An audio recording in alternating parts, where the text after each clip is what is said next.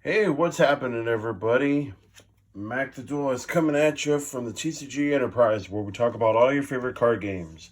So, you guys, I am going to be going back into Modern tonight, actually, at my local card shop that I have here where I'm at on the West Coast. Uh, and pretty much, I want to see how well this thing can run back in the day when I used to run it back in 2018. And I'm talking about Modern Ponza. So the Ponza deck is a Gruul deck. Revolves around with getting the big dudes out of there, and sometimes it could do out for some land destruction. Sometimes it could do out for some just burn, or just honestly just to go ahead and just maul your opponent really hard and hit them really hard for games. So that's pretty much what I'm trying to look out for this deck. It's a little bit of my kind of style, but also a little bit of a splash of everything else. So I'm going to go ahead and see how well this runs, and we'll just basically go on from there. And, well, hopefully we can hope for the best, and if it goes well, we'll go ahead and continue on and probably build out for it some more. So anyway, so first things off, you guys, we're going to be going with is, of course, on our deck list, we have for Arbor Elf. The Arbor Elf is very essential for this deck. The Arbor Elf allows you to go ahead and untap a target forest. This helps out so immensely considering the fact that we have a lot of forests in this deck. And it also helps because it's also green. With that being stated out is that fact as well. The fact that we were able to go ahead and use that to our advantage always helps out considering the fact that we do have the Stomping Ground in this deck. And it is essential to use it as such just for that matter and for that matter alone. Next card that we are going to be having into this deck is a new one compared out to how I had it the old times. I'm going to be running 4 of the Bone Crusher Giant. Now, the Bone Crusher Giant is really good. Has Stomp, and it's an instant and an adventure. It's also a creature. So, damage cannot be prevented this turn. Stomp deals 2 damage to any target. Whenever Bone Crusher Giant becomes the target of a spell, Bone Crusher deals 2 damage to that spell's controller. You can feed off from that, use that towards your advantage, which will totally help out into your favor, especially with getting the big guys out. Your main objective out for this deck is definitely to get the big guys out. Next, we have 4 of the Bloodbraid Elf. I love this version because this one is autographed by the artist himself, and it is foil, which it looks really, really nice. Plus, this is the Morningtide version of the promo version of the DCI. I like this version, really. I should say it's not Morningtide. And I believe it was Shadowmoor when this came out. But in any case, yeah, this one has haste and it has cascade. So when you hit out for this spell and you cast it, you can exile the top cards of the library until you reveal one of the converted mana, the non-land that costs less than basically Bloodbraided Elf, which is basically the 3 and below. And then you can go ahead and bring it out. You can cast it without paying its mana cost to put the exile cards at the bottom in any order, which is really good.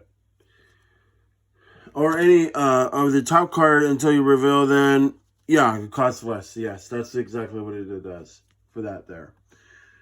Then we're going to be going with 2 Cthulhu, or Cthulhu. I hope I'm pronouncing that correctly. God of Destiny. Has 2 different artworks under this here, but it's literally from the same set. Go figure. But yeah, this one had a little bit more of a different printing. This is why this one's a little bit lighter. This one's a little bit darker. But anyways, it's indestructible. And as long as your devotion to red and green is less than 7, it's not a creature. At the beginning of your pre-combat main phase, exile target card from any graveyard, from a graveyard. And if it was a land card, you can add red or green to your mana pool. And otherwise, you'll gain 2 life and it'll deal 2 damage to each opponent. So this is perfect for your life gain as well as your burn on towards your opponent. You want to be able to go ahead and validate that for your resources. You can go ahead and keep dropping stuff for free, because why not? Then we're going to be going with 3 Glorybringer. This is a little bit controversial, honestly. I might go in for something maybe a little bit different, but I do love the promo version of this thing. It looks amazing. The alternative art and its foil. It has flying, it has haste, and you may exert Glorybringer as it attacks. And if you do, it deals 4 damage to target non-dragon creature that an opponent controls, which is really, really good. This one was a little bit harder to find, but I got it finally, and it is still going up in the price as we speak, and I got 4 Fury. Yeah, I definitely, I hard cast it into buying into this card, but it definitely did pay off. It has double strike, and when it enters onto the battlefield, deal 4 damage divided as you choose among any number of target creatures and or planeswalkers. It has an invoked. You can exile a red card from your hand as basically as an upkeep towards this card as well. But it's still good nonetheless. It's a big guy, which I love. As far as our spells go, we're going in for 4 Blood Moon. The Blood Moon is a very good card.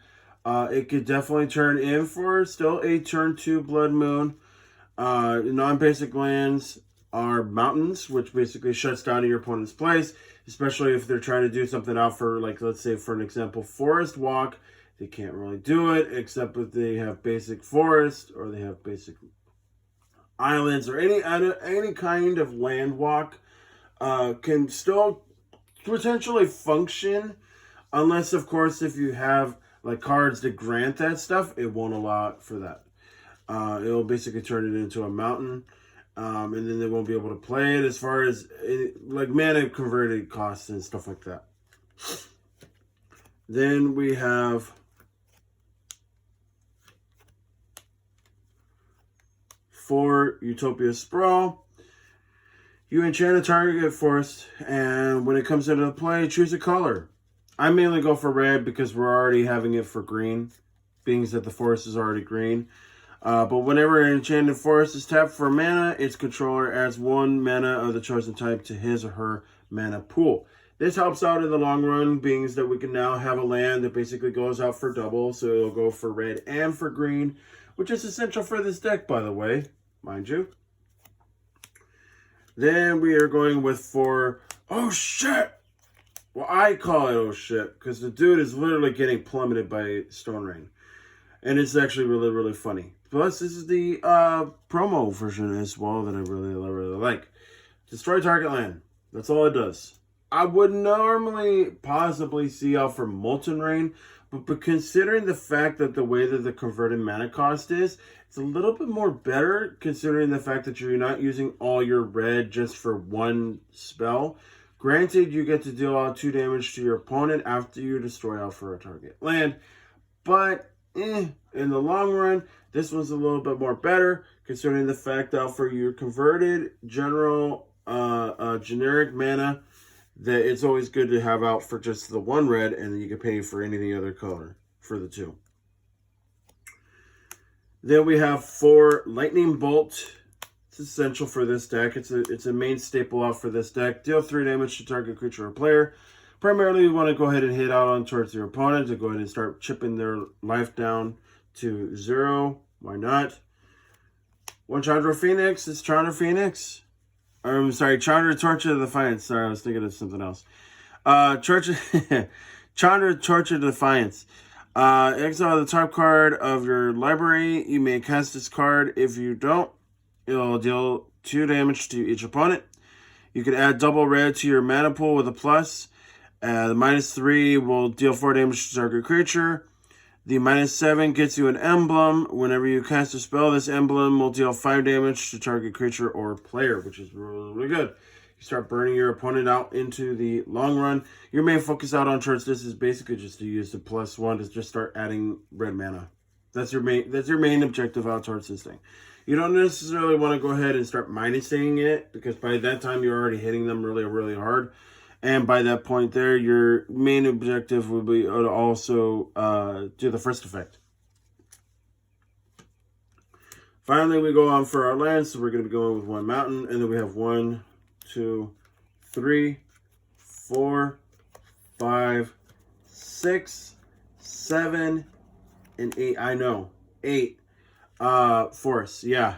It's definitely gonna need it, especially since we have 4 Utopia Sprawl for these forests. You're literally eliminating out 4 forests for your Utopia Sprawl to turn them into red, which is why it's very essential to have those. Then we're going to be going with 4 Wooded Foothills. It's a Gruul deck. You need to have these. They're essential for this deck, especially to search out for what you need. So 4 Wooded Foothills, it always searches out for your Shockland. It's what you need. Or out for your basic lands, whatever have you, depending on the situation. Then we have 4 Windswept Heath. Same thing. It's your fetch land. It lets you search out. This is your Shockland. Shockland for your Stomping Ground. You need to have a Stomping Ground. It always helps out to have a Stomping Ground. If you don't have a Stomping Ground in this deck, go get some. They're good. They're good on low in price right now, at least for the moment. But the price did eventually go up. So definitely go ahead and go. You could go on to TCG Player. You could go on to Cool Stuff Inc. Usually those kind of sources that I go to, or towards Card Kingdom is always a good resource to get those as well. Or MTG Goldfish is also a very good option. And then finally, we're going to be going with 1 Kisik Wolfrun. Target creature will gain X and trample until the end of the turn just by paying the red, the green, and the X after tapping it, which always helps out.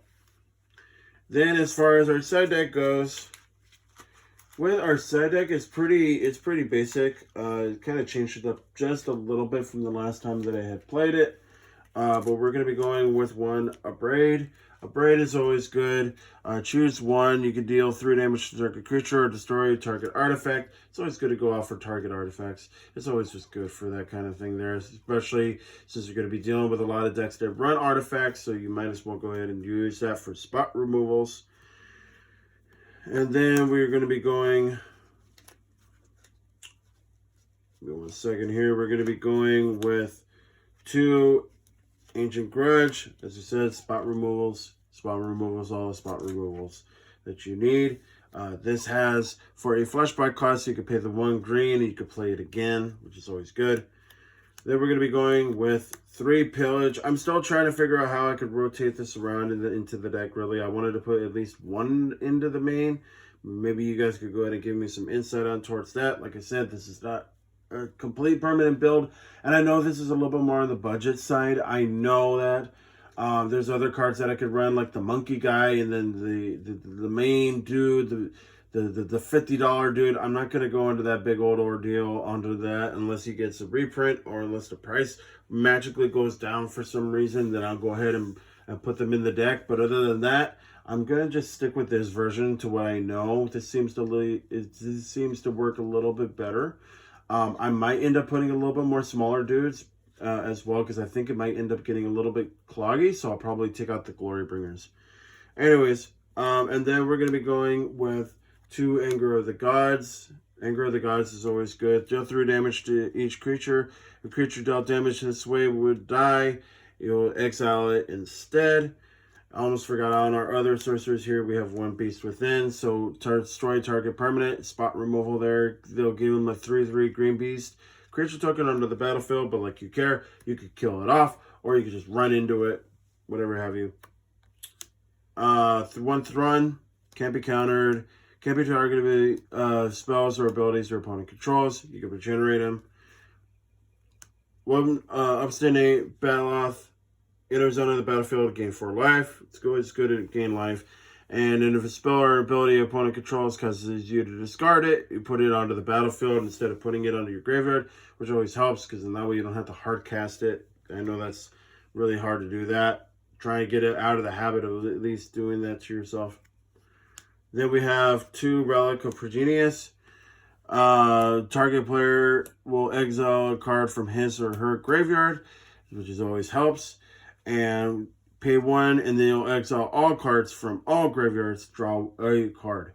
This helps out against blue decks, because a lot of times blue decks like to go ahead and bring their spells back, as far as a buyback cost or a flashback cost, or anything else out for that matter, to take an extra turn out towards that. Where the Relic of Progenius actually helps out against that and cancels that off, so then that way they don't have much response out towards that. But then, of course, you have to take it into consideration. You're paying out for one on for the cost to exile it, and it basically goes from artifact artifact speed compared towards instant speed, and so it has to be within towards the stack, and so you have a priority effect right there as to what's going to end up happening. They can basically play it out for the spell possibly, but then in response towards that, you can basically put it out on towards the stack and stop them from playing anything else. Then we finally have 2 Trinisphere. This basically works good with Blood Moon.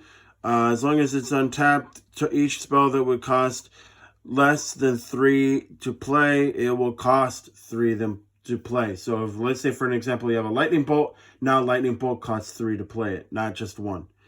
And any other colors that would come in to be played with any other colors of converted mana cost.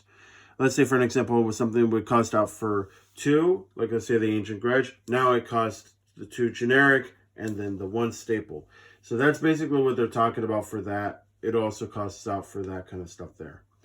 So that's it for the deck, you guys. I know it's on a little bit more onto the budget side. As I said, I'll probably rotate some cards around, maybe, but I see this best fit. We'll see how well this goes out on towards the locals. I'll do an updated video later on. If not tonight, I'll probably do one out for tomorrow, and then we'll let you guys know how well the deck went, what decks that I went up against, and so on and so forth. So, but thank you everybody for watching. I'll see you guys all until the next time there. Happy gaming.